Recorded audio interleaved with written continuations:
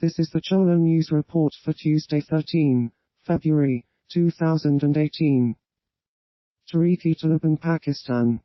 He was killed in a drone strike on Thursday in North Waziristan, near the border with Afghanistan, the militant group added in a statement. In December, gunmen from the militant group stormed a college in the Pakistani city of Peshawar, killing at least 9 people, and injuring 36. Pakistani officials claim many TTP militants have been forced to take refuge in Afghanistan as a result, our correspondent adds. Mehsud has kept militant attacks going, not only against military targets in South Waziristan, but also at times deeper inside Pakistani territory. Egypt bans Saturday Night Live Arabia for using sexual expressions that are inappropriate for viewers.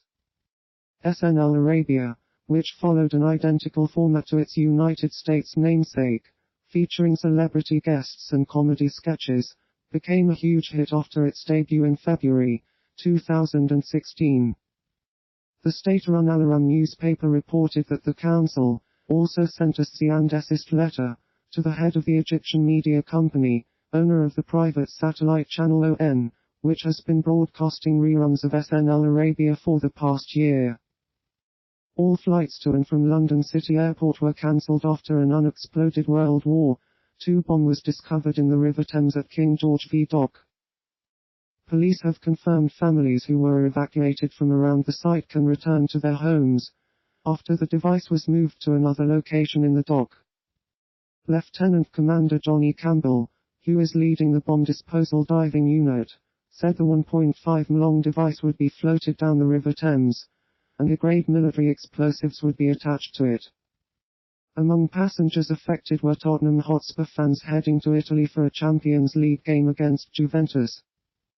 Tonga is directly hit by Cyclone Gita, causing excessive damage to the country as well as destroying its parliament building.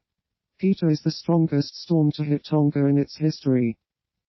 With reports of widespread devastation, we don't want people with family and friends in Tonga worrying about how they have fared, so we are making it as easy as possible for them to get in touch, says Consumer Director Matt Williams. Source Twitter Monish Nang 240 PM. Incredible image from the Himari satellite shows tropical cyclone Gita swirling over the South Pacific. As the cyclone hits tonight, storm surges are expected to accompany damaging gale force winds, so community leaders are being told to make known existing safe evacuation centers on high ground. Emergency teams comb snowy fields outside Moscow Monday for debris from a crashed Russian airliner and the remains of the 71 people who died.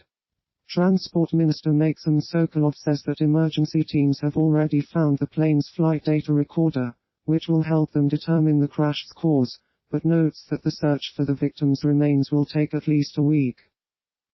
The Saratov Airlines regional jet disappeared from radar screens a few minutes after departing from Domodedovo Airport en route to Orsk, a city some 1,500 kilometers southeast of Moscow.